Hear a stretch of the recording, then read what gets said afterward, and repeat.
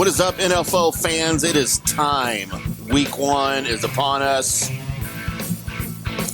And it is time for Cowboys. It is time for Browns. Enough of the speculation. Enough of the who's in, who's out. Enough of can Dak get it done this year? Enough of can Deshaun get it done this year?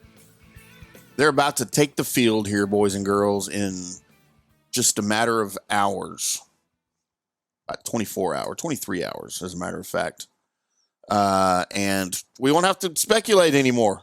We'll see it. I think it's a good matchup for both teams. It's a good litmus test right out of the gate for two teams who didn't play their starters a lick in the preseason, as is the norm for the two teams. Deshaun Watson, of course, coming off of the shoulder injury last season, missed 11 games. Dak Prescott simply just didn't play in the preseason as he enters the final year of his contract. He's a lame duck quarterback with no contract after this year, just like Mike McCarthy, the head coach, and the entire coaching staff of the Dallas Cowboys for that matter. However, over in Cleveland, it's quite the opposite. Everybody's under contract. Kevin Stefanski can do no wrong, it seems, as the head coach over there. The first head coach to earn a contract extension in Cleveland.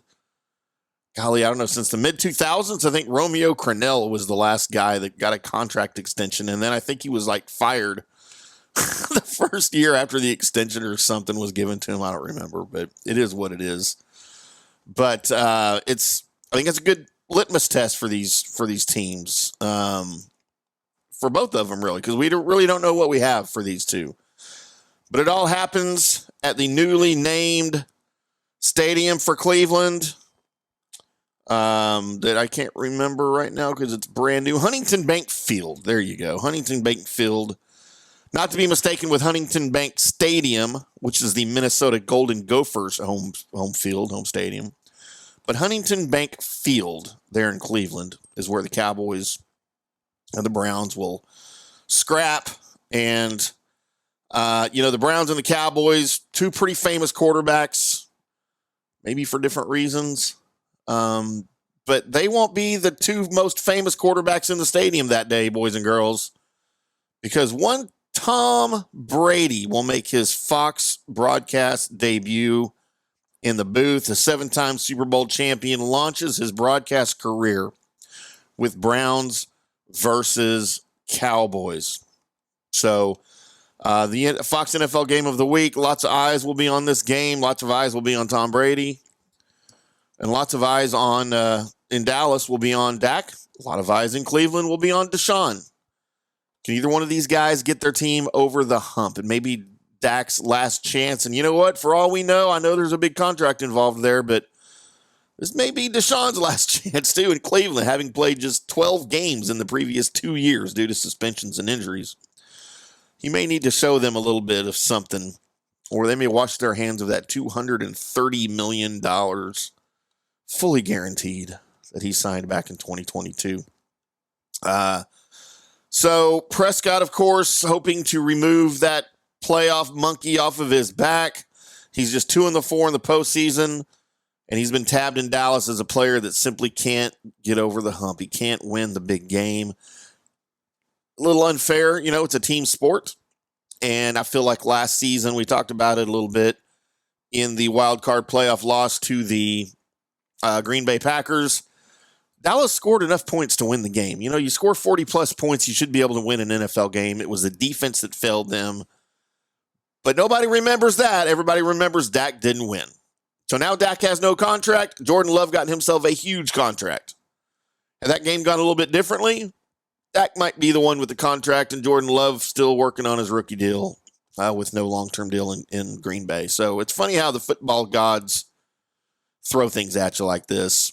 The Browns will once again have one of the best defenses, if not the best defense in the league this year. The center of that, of course, Dallas, Arlington native, Cleveland defensive end Myles Garrett, Jim Schwartz, the defensive coordinator there. Again, there's not enough things we can say about Jim Schwartz and the Cleveland defense.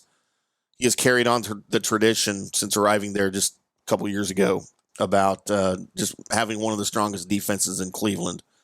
I think it's a good matchup for both teams. Dallas also has a retooled defense with Mike Zimmer coming in to replace the departed Dan Quinn, who is now the head coach in Washington. Took a bunch of Cowboys free agent players with him over there to Washington, so we'll see kind of how things pan out over there. But all in all, look for the key matchups here to be the Cowboys' offensive line, which will be starting a couple of rookies against Myles Garrett. If Myles Garrett can put any pressure at all on Prescott, then Dallas could have a long afternoon. Same thing with Deshaun Watson and the Dallas Cowboys secondary.